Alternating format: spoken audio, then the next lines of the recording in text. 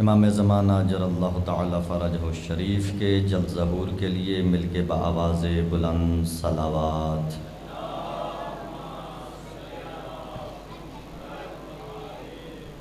ماشاءاللہ لا حول ولا قوة الا باللہ العلی العظیم۔ بسم اللہ الرحمن الرحیم۔ الحمد للہ القدیم القاہر العظیم القادر الحلیم الغافر الکریم الساتر الباطن الظاہر الاول الآخر الذي جعلنا من المتمسكين بولاية أمير المؤمنين صلوات۔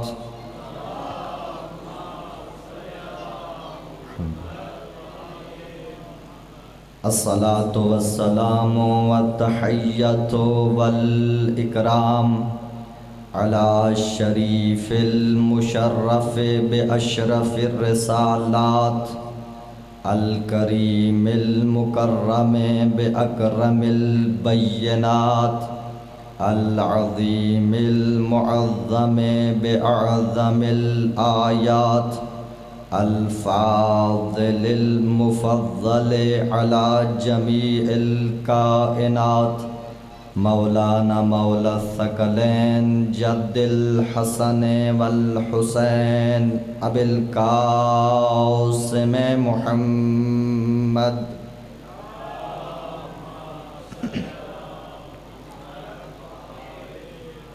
وعلى آلہ الطیبین الطاہرین المعصومین المنتجبین المنتخبین الذين قيل في شانهم إنما يريد الله ليذهب عنكم الرجس أهل البيت ويطهركم تطهيرا۔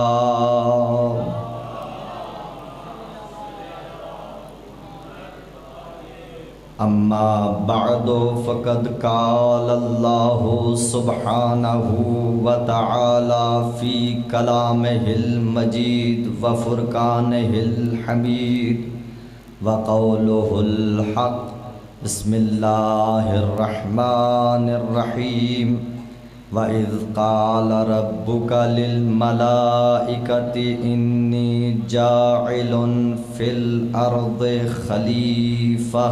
صلوات پڑھ دیں محمد والے محمد۔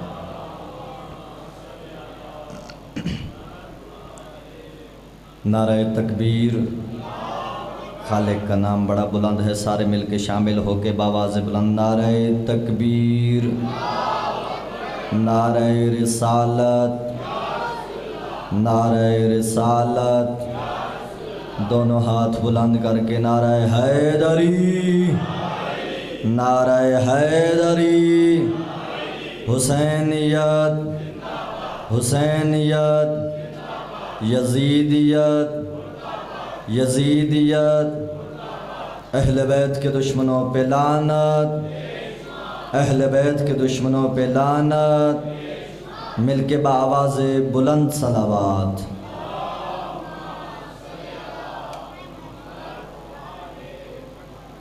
عزیزان گرامی قدر، اگر آپ کی توجہات میرے ساتھ ہوں اور کل کی گفتگو آپ کے اذہان میں ہو اور آپ کی اجازت ہو تو میں وہاں سے آگے گفتگو کا آغاز کروں۔ کل میں عرض کر رہا تھا کہ حضرت ابراہیم نے دعا مانگی کہ پروردگار میری ذریت میں ایک امت بنا جو امت مسلمہ ہو، کافر نہ ہو۔ یعنی جو ذریت حضرت ابراہیم مانگ رہے ہیں وہ ذریت کافروں کی نہیں ہے، وہ مسلمانوں کی ہے، اور نبی کے آنے سے پہلے یہ مانگی ہے. کہا کہ جن میں نبی آئے گا وہ ذریت مسلمانوں کی ہونی چاہیے. اور کل میں نے جہاں پہ بات چھوڑی تھی کہ حضرت ابو طالب علیہ السلام جن کے متعلق آج 1400 سال گزر گئے، مسلمان یہ مسئلہ حل ہی نہیں کر پا رہے کہ وہ مسلمان تھے یا نہیں. حیرت اس بات پہ ہوتی ہے کہ مسلمان ماننے پر آئے تو بند کمرے کی باتیں مان لیتا ہے، اور اگر نہ ماننے پہ آئے تو کھلے میدان میں نبی کا دکھایا ہوا بھی نہیں مانتا. توجہ ہے نا آپ کی. اب عزیزان گرامی قدر، میں ایک مثال یہاں پہ عرض کرتا چلوں. دیکھیے قرآن مجید فرقان حمید، اس کے متعلق ہم سب مسلمانوں کا یہ نظریہ ہے اور ہم سب مسلمان اس کے پابند ہیں کہ جب تک کوئی مسلمان اگر قرآن مجید کی تلاوت کرنا چاہے، قرآن مجید کو اٹھانا چاہے، تو اس کے لیے پہلے پاک ہونا شرط ہے. لا یمسہ الا المطہرون، کہ قرآن مجید کو کوئی بھی نہیں چھو سکتا مگر وہ کہ جو پاک ہوں. اب فرض کر لیں یہ مجلس شروع ہے، میں یہاں سے کہوں کہ کوئی پیچھے سے کوئی برادر اٹھے اور قرآن لا کر مجھے دے، وہ برادر پیچھے سے اٹھیں، قرآن لے کے پیچھے والے دروازے سے آئیں. اب اگر یہ درمیان میں سے لوگوں کی صف کو چیرتے ہوئے یہاں پہ آئیں گے تو یہ بد اخلاقی ہے. توجہ ہو گئی آپ کی؟ یہ بد اخلاقی ہے کہ کوئی بندہ پیچھے سے قرآن آگے دے اور لوگوں کے سروں سے پھلانگ کیا ہے. نہیں، بلکہ وہ یہ کہے گا کہ میں اپنے آگے والے کو پکڑاتا ہوں، وہ اپنے سے آگے والے کے ہاتھ میں دے گا، وہ اس سے آگے والے کے ہاتھ میں دے گا، وہاں سے گزرتا گزرتا یہاں تک پہنچے گا، یہاں سے میرے نوجوان بھائی اٹھا کے قرآن میرے ہاتھ میں دیں گے. جتنے بندوں کے ہاتھ سے قرآن گزر کر آئے گا کوئی بھی یہ سوال نہیں کرے گا کہ آپ یہ بتائیے کہ آپ نے قرآن کو ہاتھ لگایا، کہ آپ باوضو تھے. آپ سب کا یہ یقین ہے، آپ سب یہ مانتے ہیں اس نے قرآن کو ہاتھ لگایا ہی اسی لیے تھا تاکہ یہ باوضو تھا، یہ پاک تھا، اسے یقین تھا کہ میں وضو کی حالت میں ہوں اور میں قرآن کو ہاتھ لگا سکتا ہوں. یعنی عام مسلمان کے ذہن میں بھی یہ خیال ہے کہ اگر میں قرآن کو ہاتھ لگاؤں تو پہلے پاک ہونا چاہیے. تو جو قرآن کو مصطفیٰ کے سینے میں نازل کرنے والی ذات ہے، کیا اس اللہ کو یہ نہیں پتا کہ جس کے سینے پہ میں قرآن نازل کر رہا ہوں اس مصطفیٰ کو جن کے صلب سے گزار رہا ہوں وہ صلب پاک بھی ہوں گے کہ نہیں؟ جہاں جہاں سے میں گزار رہا ہوں.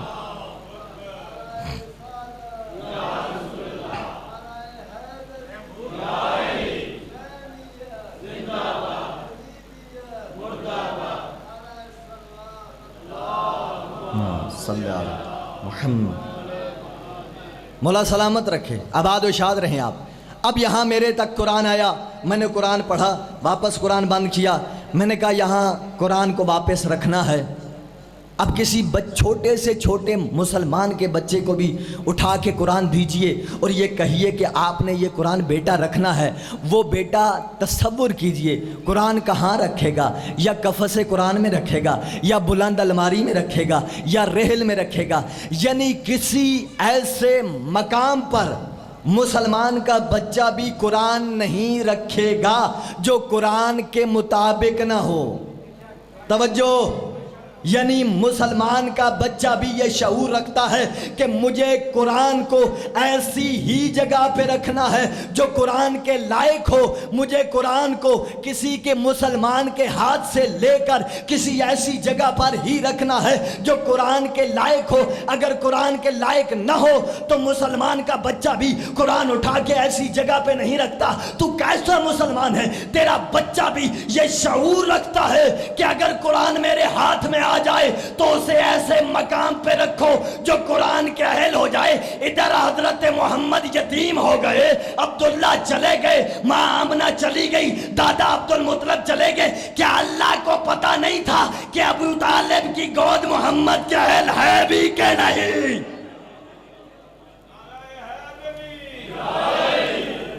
تیرے بچے کے اندر شعور ہے، تیرے بچے کے اندر معرفت ہے کہ قرآن جیسی پاک کتاب کو ایسے مقام پہ رکھنا ہے جو اس کے اہل ہے۔ خداوند عالم نے ایسے ہی مصطفیٰ کی ذات کو گودی حضرت ابو طالب میں رکھ دیا۔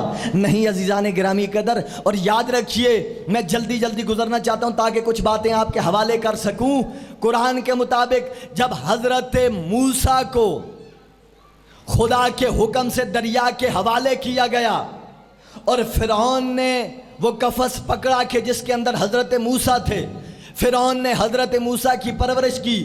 قرآن نے کہا کہ تمہاری پرورش فرعون نے کہی، تمہاری پرورش فرعون نے کی ہے، یہ نہیں کہا کہ تمہاری پرورش پروردگار نے کی ہے۔ لیکن ادھر حضرت محمد مصطفیٰ کی ذات گرامی قدر یتیم ہوئی، ادھر خداوند عالم نے کہا میرا حبیب پریشان نہ ہونا، تیری پرورش ہم کریں گے۔ اب خدا نہ جسم رکھتا ہے نہ جسمانیت رکھتا ہے، خداوند عالم ہر چیز سے مبرہ ہے۔ وہ کیسا وجود ہے جو مصطفیٰ کی پرورش کرے گا؟ پورے مکے میں نے نظر دوڑائی، مجھے ذات ابو طالب کے سوا کوئی ذات نہ ملی۔ مجھے پتا چل گیا کہ ابو طالب اس ذات کو کہتے ہیں جو مصطفیٰ کی پرورش کر رہا ہو اور اللہ اس کے کام کو اپنا عمل کہتا ہو۔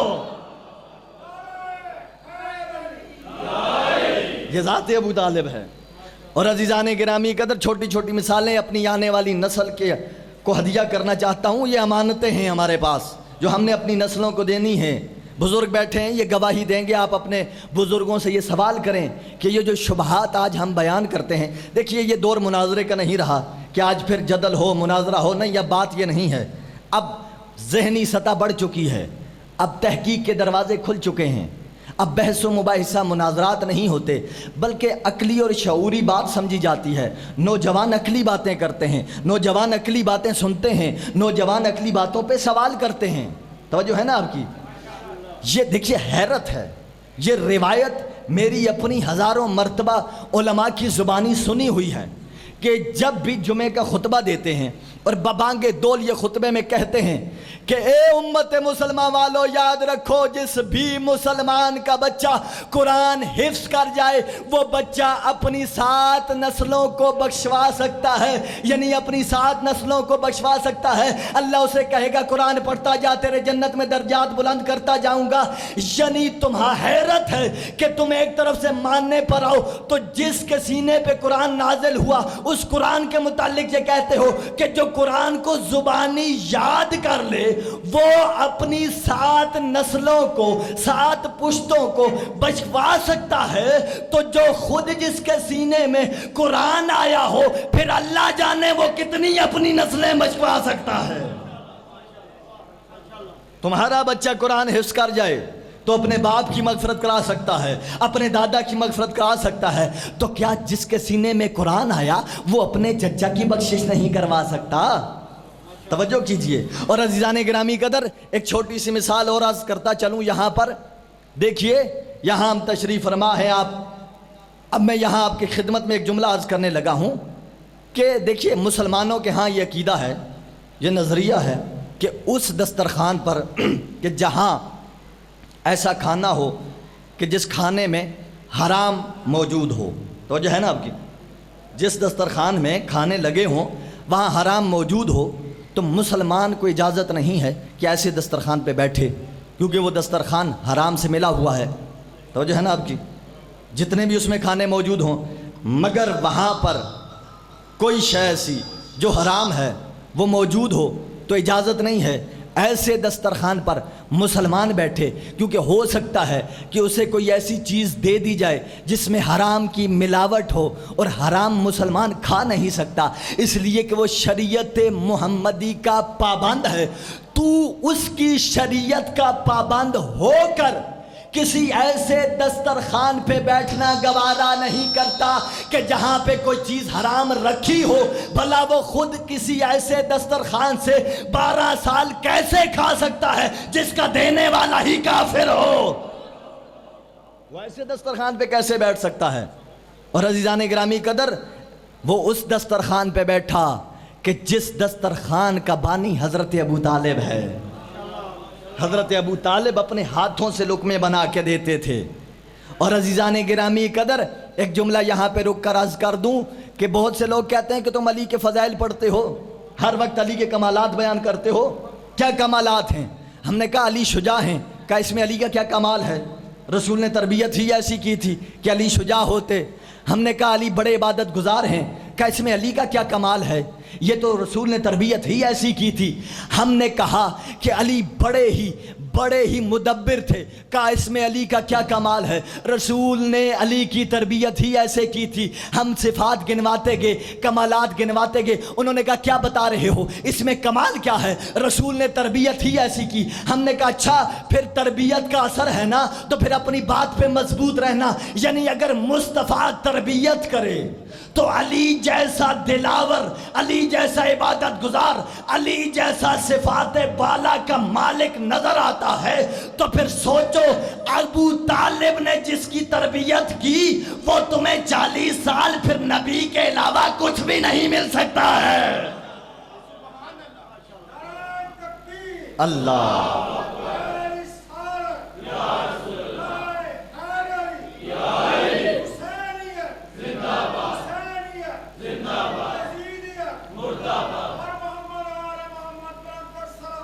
اللہ صلی اللہ علیہ، مولا سلامت رکھے، آباد و شاد رہیں۔ اور عزیزان گرامی قدر، انتہا دیکھیے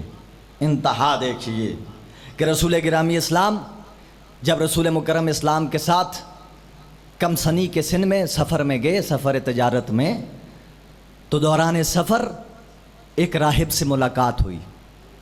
راہب نے بڑے حیران نگاہوں سے دیکھا، بڑی ذمہ داری سے روایت عرض کرنے لگا ہوں کہ رسول گرامی اسلام کی ذات کا یہ معجزہ ہے کہ خداوند عالم نے ذات مصطفیٰ کا کوئی بھی مثل نہیں بنایا، یہاں تک کہ رسول کا سایہ بھی نہیں ہوتا تھا۔ روایت کے جملے ہیں، کتاب بہار الانوار میں یہ بالکل جملے موجود ہیں، اصول کافی کے اندر جملے موجود ہیں کہ جب بھی رسول اپنے گھر سے نکلتے تھے تو ایک بادل رسول کا سایہ بن کے ان کے ساتھ چلتا تھا، ان کے سر پہ سائباں بن کے چلتا تھا کہ کہیں ایسا نہ ہو کہ رسول کا سایہ بن کے زمین پر آ جائے۔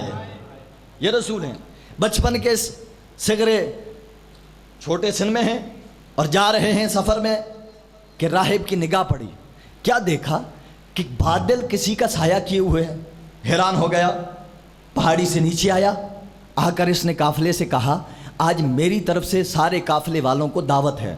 توجہ ہے نا آپ کی؟ سارے قافلے والوں کی دعوت کی، سارے قافلے والے آ گئے، مگر وہ کم سن بچہ وہیں پر چھوڑ کے آگے کہ یہ سامان کی حفاظت کرے گا۔ راہب نے دیکھا کہ سارے تو آ گئے ہیں مگر بادل پھر بھی وہیں پر ہے۔ جب اس نے کہا کیا سب آ گئے ہیں؟ کہا جی سب آ گئے ہیں مگر ایک بچے کو وہاں چھوڑ کر آئے ہیں جو سامان کی حفاظت کر رہا ہے۔ راہب نے کہا اسی بچے کو تو بلاؤ، اسی کے صدقے میں تم سب کی دعوت کر رہا ہوں۔ اب بلایا گیا، سرکار آئے، دعوت ہوئی۔ اب اس نے روایت کے جملے ہیں، سرکار کو اٹھایا، بلایا، الگ حجرے میں لے کر گیا، کتابیں کھولنا شروع کی، نشانیاں پڑھتے جاتا تھا اور ساتھ ساتھ میں رسول کے چہرے کا دیدار کرتا جاتا۔ پھر جو ہی اس نے نشانی دیکھی، پھر اس نے ایک مرتبہ رسول سے کہا کہ آپ ذرا اپنی قمیض اٹھائیں گے، اپنا پہران اٹھائیں گے، میں کچھ دیکھنا چاہتا ہوں۔ پہران نبی نے اٹھایا، اس نے مہر نبوت دیکھی۔ اب اس کے بعد رسول کا اس نے ہاتھ پکڑا اور ساتھ لے کر آیا اور کہا کہ بتاؤ ان میں سے تمہارا باپ کون ہے، تمہارے والد کون ہیں؟ حضرت ابو طالب نے کہا میں ہوں۔ جو ہی اس نے دیکھا کہا لگتا نہیں ہے، کیونکہ جو میں نے کتابوں میں پڑھا ہے اس کے مطابق اس کی ولادت سے پہلے ہی اس کے والد اس کی دنیا سے چل بسے ہیں۔ کہاں بالکل اس کے والد اس دنیا سے چل بسے ہیں، ان کے جانے کے بعد اب اس کا سب کچھ میں ہی ہوں، اس لیے میں نے کہا کہ میں اس کا والد ہوں۔ کہا اچھا پھر تم سے ایک بات کرنا چاہتا ہوں۔ کہا میں نے اس بچے کا دیدار کیا، میں نے اس کے چہرے کی زیارت کی، میں نے دیکھا یہ بچہ کوئی معمولی نہیں ہے بلکہ یہ وہ بچہ ہے کہ جو مستقبل میں قیامت تک آنے والی امت کا نبی ہوگا۔ اب جملہ سنیے، ارے حیران ہوں میں مسلمانوں کی عقل پر جو یہ کتابوں میں واقعہ تو لکھ رہے ہیں کہ عیسائی کہ جس نے ایک نظر مصطفیٰ کے چہرے کی زیارت کی، دیکھنے کے بعد اسے پتہ چل جاتا ہے کہ یہ اللہ کا نبی ہے، جس نے 12 سال اپنی گود میں پالا ہو اور ہر روز صبح و شام اٹھ کے مصطفیٰ کے چہرے کی زیارت کرتا ہو، کیا اس ابو طالب کو نہیں پتا ہوگا کہ یہ اللہ کا نبی ہوگا؟ کیا اسے معرفت نہیں ہے کہ یہ اللہ کا نبی ہے؟ اور عزیزان گرامی قدر، جیسا کہ کل میں نے عرض کیا تھا کہ ہر بات پہ یہ کہیں نہ کہیں سے نکل سکتے ہیں، مگر میں پوری ذمہ داری سے کہتا ہوں کہ تاریخ کے اندر کسی بھی تاریخ کی کتاب سے یہ ثابت کر کے دیں کہ حضرت ابو طالب نے رسول کا نکاح نہیں پڑھایا، بلکہ ہر تاریخ میں یہ لکھا ہے۔ کل اس کے بارے میں نے آپ کی خدمت میں 2 دلائل عرض کر دی، آج مزید مضبوط کرتا ہوں، پوری ذمہ داری سے جملہ کہنے لگا ہوں۔ جو بیدار ہوئے میرے ساتھ بولیں گے، جو سوئے ہیں اللہ کرے وہ بھی جاگ جائیں، شان ابو طالب میں ساتھ شامل ہو جائیں، اس لیے کہ عظمت ابو طالب وہ ہے کہ جس پہ صرف خدا راضی نہیں ہوتا بلکہ مصطفیٰ بھی خوش ہوتے ہیں، مرتضیٰ بھی راضی ہوتے ہیں۔ توجہ ہے نا آپ کی؟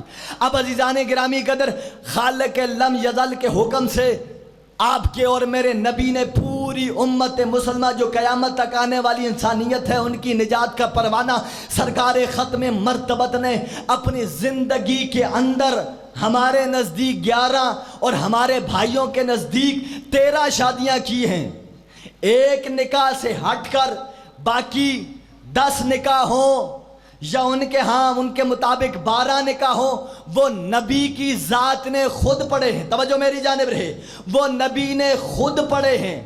کمال جاؤں میں پوری ذمہ داری سے جملہ کہہ رہا ہوں کہ پروردگار عالم نے نبی کے پڑے ہوئے 12 نکاحوں میں نبی کی ذریت نہیں رکھی، بلکہ اللہ نے ذریت مصطفیٰ کو اسی نکاح میں سے رکھا جو حضرت ابو طالب نے پڑھا تھا۔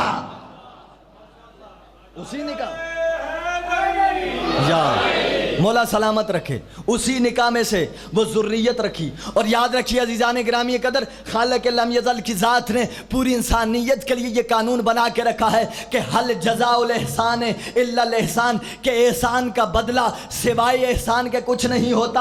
احسان کا بدلہ، توجہ میری جانب رہے، احسان کا بدلہ سوائے احسان کے کچھ نہیں ہوتا، یعنی کسی مسلمان پر کوئی مسلمان احسان کرے تو اس کا بدلہ یہ ہے کہ وہ بدلے میں اس پر احسان کرے، یعنی جب ایک مسلمان پر کوئی مسلمان احسان کر دے تو اس کے بدلے میں مسلمان پہ واجب ہے کہ اس پر احسان کرے۔ اب اگر کوئی اللہ کے نبی پر احسان کرے تو اللہ پہ واجب ہے کہ اس پر احسان کرے۔ اسی لیے تو شب معراج مصطفیٰ کو معراج پہ بلا کے بتایا، مصطفیٰ یاد کرو اس وقت کو کہ جب ابو طالب نے تمہارا نکاح ختیجہ سے پڑھا تھا، اب اس میں سے میں نے تمہیں اولاد عطا کی ہے، اب تمہاری بیٹی اس لائق ہو گئی ہے کہ اس کی شادی ہو جانی چاہیے۔ مصطفیٰ آج ابو طالب کا یہ قرض اتار دو، اپنی بیٹی کا نکاح علی سے پڑھ دو، اپنی بیٹی کا نکاح علی سے پڑھ دو۔ اور عزیزان گرامی قدر، حکم خداوندی سے یہ احسان کا بدلہ احسان اتارا ہے رسول گرامی قدر نے۔ اب عزیزان گرامی قدر، آپ جس مزاج سے سن رہے ہیں، میں کوشش کر رہا ہوں کہ کمالات اور فضائل حضرت ابو طالب کو آپ تک پہنچا سکوں۔ جس واقعے کے لیے میں نے محنت کی ہے اور آپ کو جس منزل تک لانے کی کوشش کر رہا ہوں، اللہ کرے آپ سارے میرے ساتھ اس منزل پہ بیدار ہو سکیں۔ ایک ایسا مقام بھی آیا کہ اعلان رسالت کے بعد نبی نے جب اعلان رسالت کیا، وہ سارا واقعہ آپ کا سنا ہوا ہے کہ جب اعلان رسالت کیا تو 3 دن لگے نبی کو، ایک ہی دن میں نہیں کیا، بلکہ پہلے دن جب دعوت بلائی تو دعوت کھانے کے بعد اب ان میں سے ایک فرد اٹھا، اس نے کہا کہ یہ مجنون ہے، نعوذ باللہ، تم اس کی باتیں سنو گے، یہ ساحر ہے، بڑا جادوگر ہے، تم اس کی باتیں سنو گے، چلو سارے اٹھ کر چلے گئے حضرت علی سے۔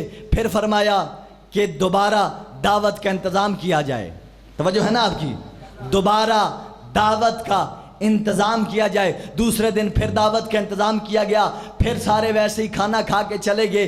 تیسرے دن جب اٹھ کر جانے لگے نا تو اٹھنے سے پہلے حضرت ابو طالب اٹھ کر کھڑے ہوئے اور کہا کہ بیٹھ جاؤ اپنی جگہ پر، جب تک میرا محمد بولتا رہے گا تم میں سے اگر کسی نے اٹھنے کی کوشش کی تو یہ ابو طالب تمہارے سامنے کھڑا ہے۔ اور عزیزان گرامی قدر، اور تاریخیں گواہ ہیں کہ حضرت ابو طالب وہ ذات ہے کہ جو اپنے زمانے میں شیخ العرب کے لقب سے مشہور تھے، رئیس العرب کے لقب سے مشہور تھے، اس لیے کہ شجاع بھی تھے، دلیر بھی تھے، بہادر بھی تھے۔ کسی کی جرت نہیں تھی کہ حضرت ابو طالب کے سامنے کھڑا ہو سکے۔ توجہ ہے نا آپ کی؟ ایک جملہ یہاں پہ عرض کر دوں، پچھلے دنوں یا پچھلے سال ایک کانفرنس ہوئی، اس کانفرنس کے اندر اعتراض اٹھایا گیا کہ ایک عمومی دہشت گردی کی جاتی ہے جو سپیکروں سے ہوتی ہے، اور وہ دہشت گردی یہ ہے کہ یہ جو اشہد ان امیر المؤمنین و امام المتقین علی ولی اللہ کہتے ہیں، یہ بڑی دہشت گردی ہے۔ اگر آپ کی اجازت ہو تو میں ایک جملے میں اس کا جواب عرض کر دوں۔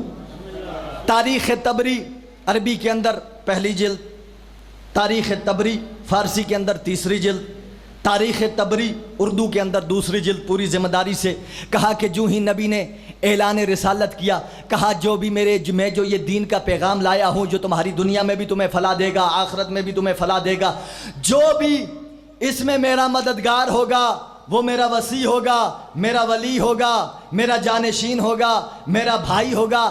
صرف دنیا میں نہیں ہوگا بلکہ دنیا میں بھی ہوگا، آخرت میں بھی ہوگا۔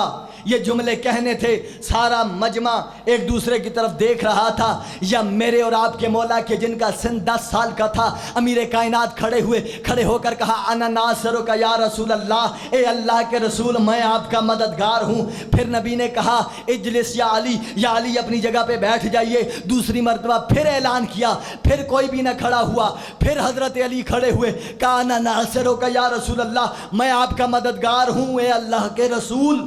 توجہ ہے نا آپ کی؟ پھر حضرت نے کہا بیٹھ جائیے۔ میں دیکھنا چاہتا ہوں یہ جو بڑے بڑے سردار ہیں، یہ جو اپنے آپ کو بڑے بڑے شجاع مانتے ہیں، یہ جو دلاور مانتے ہیں، یہ سارے میرے قبیلے کے ہیں۔ میں دیکھنا چاہتا ہوں کوئی ان میں سے بھی ہے۔ تیسری مرتبہ جب رسول نے کہا تو تیسری مرتبہ بھی کوئی کھڑا نہ ہوا۔ اب رسول نے کہا کہ یا علی انت ولی و وصی و خلیفتی فی الدنیا والآخرہ۔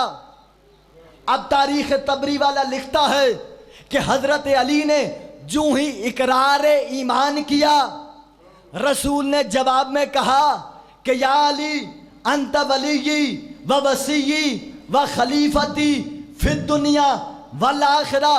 میں کہوں گا دنیا کا کوئی بھی مسلمان ہو وہ اقرار ایمان کرے تو اسے انعام میں جنت مل سکتی ہے، مگر یہ کائنات میں واحد علی ہے کہ جس نے اقرار ایمان کیا، رسول نے اپنا وصی بھی بنا دیا، ولی بھی بنا دیا، خلیفہ بھی بنا دیا۔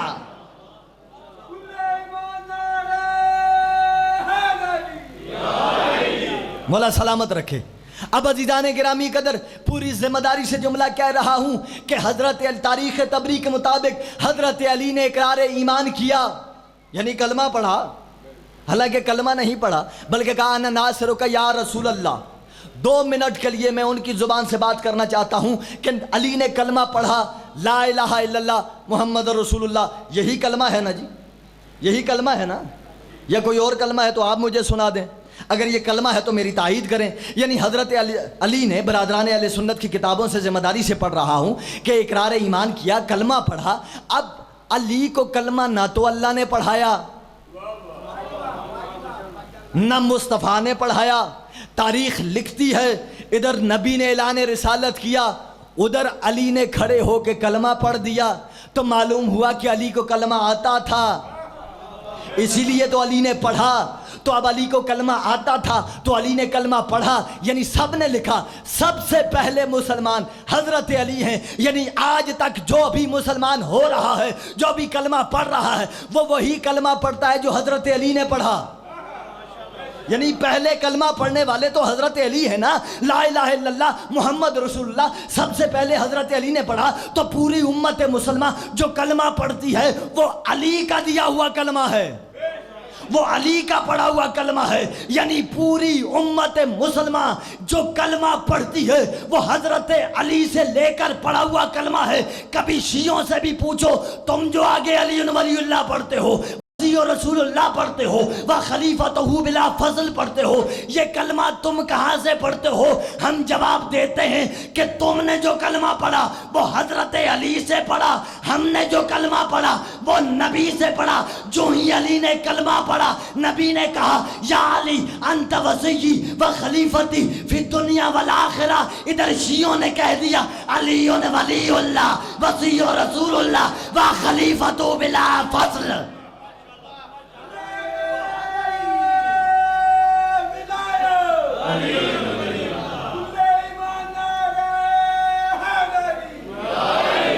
ہم نے خود سے کلمہ نہیں پڑھا، ہم نے کلمہ نبی سے لیا ہے، تم نے علی سے لیا ہے، تم پر علی کا احسان ہے۔ اب عزیزان گرامی قدر بس جس بات تک لانا چاہتا تھا، جب رسول نے اعلان رسالت کر دیا اس کے بعد ایک مرتبہ کسی نے آ کے خبر دی کہ رسول گم ہو گئے ہیں، حضرت محمد صلی اللہ علیہ وآلہ وسلم گم ہو گئے۔ آ کے حضرت ابو طالب کو خبر دی گئی کہ حضرت آپ کے بھتیجے گم ہو گئے ہیں۔ حضرت ابو طالب نے یہ بات سنی، بےتاب ہو گئے، بے چین ہو گئے۔ جو ہی بےتاب اور بے چین ہوئے کہا بنو ہاشم کے سارے جوانوں کو بلاؤ۔ بنو ہاشم کے سارے جوان بلائے گئے، توجہ میری جانب رہے۔ بنو ہاشم کے سارے جوان آئے، حضرت نے کہا اپنی اپنی تلواریں اٹھاؤ اور چلے جاؤ، ہر ایک مشرک سردار کے پہلو میں بیٹھ جاؤ۔ اب ہر جوان نے تلوار اٹھائی، اپنے نیام میں ڈالی اور جا کر ہر مشرک سردار کے پہلو میں بیٹھ گیا۔ پھر اپنے غلاموں کو بلایا، کہا آ جاؤ۔ جب بلائے کہا اپنے اپنے خنجر اٹھا لو اور اپنے سینوں میں رکھ لو اور چلے جاؤ دوسرے پہلو میں، ہر مشرک سردار کے دوسرے پہلو میں جا کے بیٹھ جاؤ۔ یعنی ہر مشرک سردار کے ایک پہلو میں بنو ہاشم کا جوان بٹھا دیا، دوسرے پہلو میں غلام بٹھا دیا۔ اب عزیزان گرامی قدر حضرت ابو طالب دو افراد کو اپنے ساتھ لے کر نکلے، مکہ سے گزرتے ہوئے آئے اور اس کے بعد نبی نے حضرت ابو طالب نے ایک بلند پہاڑی عبور کی، عبور کرنے کے بعد اس کو اترنے کے بعد پھر ایک وادی سے گزرے، وادی سے گزرنے کے بعد پھر ایک اور پہاڑی پہ چڑھے اور کیا دیکھا کہ آگے سامنے ایک پہاڑی جو بالکل سیدھی ہے، اس پر کھڑے ہو کر رسول گرامی اسلام نماز پڑھ رہے ہیں اور ان کی اقتداء میں حضرت علی نماز پڑھ رہے ہیں۔ اب انتظار کیا حضرت ابو طالب نے، انتظار ختم ہوا، نماز تمام ہوئی، جلدی سے آئے، اپنے بھتیجے کو پکڑا۔ کبھی چہرے کے بوسہ لیتے ہیں، کبھی رخسار کا بوسہ لیتے ہیں، کبھی پیشانی کا بوسہ لیتے ہیں۔ حیران ہو کے حضور نے سوال کیا چچا جان کیا ہوا؟ کہا بیٹا کچھ دیر پہلے مجھے کسی نے خبر دی تھی کہ آپ گم ہو گئے ہیں، جو ہی آپ کوئی گم شدگی کی خبر مجھے ملی تو میں نے آج یہ ارادہ کر لیا تھا کہ روح زمین پر جتنے بھی کافر جتنے بھی مشرک ہوں گے میں سب کو مٹا دوں گا۔ یہ جملے کہنے تھے، سرکار ختمیہ مرتبت کے چہرے پر تبسم کے آثار نمودار ہوئے اور ساتھ چلنا شروع کیا۔ میں نے حیران ہو کر کہا کہ اگر ابو طالب صف مشرکین میں ہوتے یا صف کافرین میں ہوتے تو پلٹ کر رسول کو کہنا چاہیے تھا کفار اور مشرکین کو مٹانے سے پہلے اپنا کفر اور مشرک تو مٹا لیجیے، پہلے اپنے اندر سے۔ اب سرکار کو ساتھ لیا، واپس آئے، واپس جب پہنچے مکہ میں داخل ہوئے، کفار اور مشرکین کے سردار بیٹھے ہوئے ہیں۔ ایک مرتبہ کفار اور مشرکین کی طرف دیکھا، دیکھ کر کہا کفار اور مشرکین تمہیں پتہ ہے آج کیا ہوا؟ کیا ابو طالب کیا ہوا؟ کہ آج مجھے خبر دی گئی تھی کہ میرا بھتیجا گم ہو گیا ہے، اور اگر آج مجھے میرا بھتیجا نہ ملتا جانتے ہو تمہارا انجام کیا ہوتا؟ کیا ہوتا؟ پہلو میں سے آواز دی بنو ہاشم کے جوان کو، کہا اپنی تلوار نکالو، پھر دوسری طرف سے آواز دی اپنے غلام کو، کہا اپنا نیمچا نکالو، کہا یاد رکھو اگر مصطفیٰ نہ ملتے تلواریں تمہاری گردنیں اڑا دیتی، خنجر تمہارے سینوں میں پیوست ہو جاتے۔ مل کے باواز بلند صلوات پڑھیں گے. بسم اللہ. مولا سلامت رکھے، آباد و شاد رہے.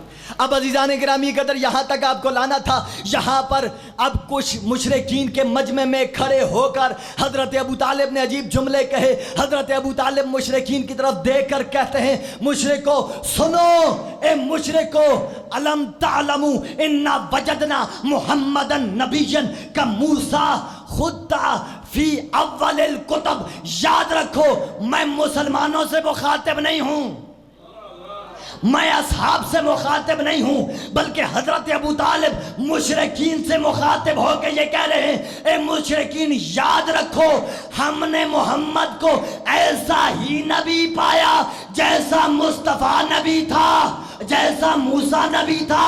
اور یاد رکھو صرف نبی نہیں بلکہ اس سے پہلی جتنی بھی آسمانی کتابیں ہیں سب میں مصطفیٰ کا ذکر موجود ہے.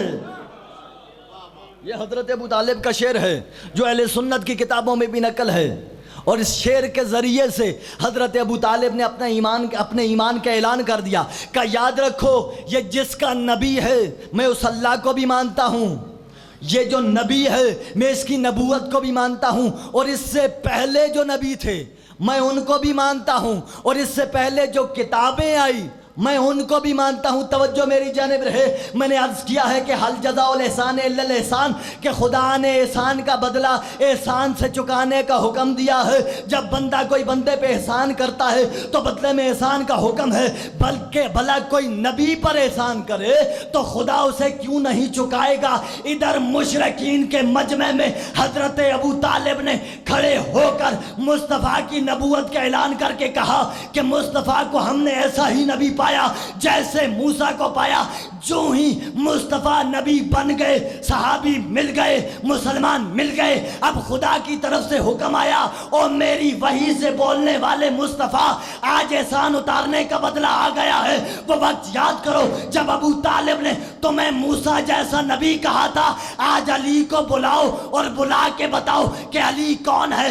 بلایا مصطفیٰ نے احسان اتارنے کے لیے، کہا یا علی انت منی بے منزلت ہارون من موسیٰ. یا علی تیرے باپ نے مجھے ہارون سے مجھے موسیٰ سے تشبیہ دی تھی، تو بھی میرے لیے ایسے ہی ہے جیسے موسیٰ کے لیے ہارون تھا.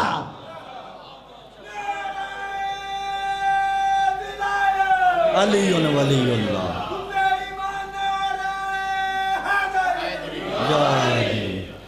بس عزیزو آپ کی زحمتیں تمام کروں کہ جس محسن اسلام کے لیے، جس نے اسلام کے لیے اپنا سارا کچھ دے دیا، اپنی اولادیں مصطفیٰ کے بستر پہ سلایا کرتے تھے کہ اگر کوئی بدبخت مصطفیٰ پہ حملہ کرنے آئے تو میرا مصطفیٰ بچ جائے، میرا بیٹا قربان ہو جائے. اس محسن اسلام کی نسل کو مسلمانوں نے گھر سے بے گھر کر دیا. اللہ جانے مسلمانوں کے دل کو کیا ہو گیا تھا. عزیزو آج میرا جی چاہ رہا ہے کہ اس کا پرسہ دوں مولا امام حسین کو کہ جو کربلا میں اپنے پاؤں سے نہیں بلکہ حسین کے ہاتھوں پہ گیا ہے. ہر شہید کربلا میں گھوڑے پہ سوار ہو کر گیا ہے، مگر کربلا کا واحد شہید ہے علی اصغر جو حسین کے ہاتھوں پہ سوار ہو کے گیا. بڑے ہی نازوں سے امام حسین نے شہزادے کو اٹھایا، کربلا کے میدان میں گئے اس امید سے کہ ہو سکتا ہے مسلمان میرے بیٹے کو ایک گھونٹ پانی کا دے دیں. جب لائے ہیں نا کہا فوج اشکیا تمہاری دشمنی ہوگی تو مجھ سے ہوگی، تم نے لڑنا ہے تو مجھ سے لڑو. یہ بتاؤ اس 6 ماہ کے بچے کا کیا قصور ہے؟ ایک گھونٹ پانی کا اسے دے دو. یہ جملے کہنے تھے، کہا حسین تو اپنے لیے پانی مانگ رہا ہے اس بچے کی آڑ میں. یہ جملے کہنے تھے کہ امام حسین نے کہا اصغر آج میری سچائی کا گواہ بن جا. شہزادہ علی اصغر کو اپنے ہاتھوں پہ اٹھایا نا. اب عزیزان گرامی قدر رخ ہے فوج اشقیاء کی طرف. شہزادہ علی اصغر کی آواز بلند ہوئی نا گریے کی. فوج اشقیاء میں ہلچل مچ گئی. جو ہی ہلچل مچی نا تو حرملہ سے کہا عمر سعد نے، حرملہ جلدی کر اقطع کلام الحسین، حسین کے کلام کو منقطع کر دے. عزیزو سنو گے حرملہ نے ایک ایسا تیر چلایا جو تیر انسانوں پر نہیں حیوانوں پہ چلایا جاتا۔ اجرکم عند اللہ، اجرکم عند اللہ۔ ہو سکتا ہے کوشش کرو آج پرسہ دو حسین کو، حسین کے صغیر کا، ہو سکتا ہے اس کی اجڑی ہوئی ماں آج آئی ہو، ہماری پردے داروں کے ساتھ بیٹھی ہو، آنکھیں لگا کے دیکھ رہی ہو کہ کوئی تو ہوگا جو میرے اصغر کا مجھے پرسہ دے گا، میں پرسہ لینے آئی ہوں۔ عزادارو سنو گے نا، جب ظالم نے، میں مختصر کر رہا ہوں، میں چاہتا ہوں کہ جلدی جلدی اس منزل تک لے جاؤں، میرے بعد تفصیلی مصائب سیدزادہ پڑھیں گے۔ عزیزان گرامی قدر سنیے جملہ، جب تیر چلا نا، ادھر سے تیر چلا، سے شعبہ تیر تھا، ادھر سے تیر چلا، صغیر نے اپنا گلو آگے کیا، اہل مقتل نے لکھا ذبحہ من العذن الی العذن، ایسا تیر چلا کہ جس نے علی اصغر کو ایک کان سے دوسرے کان تک ذبح کر دی۔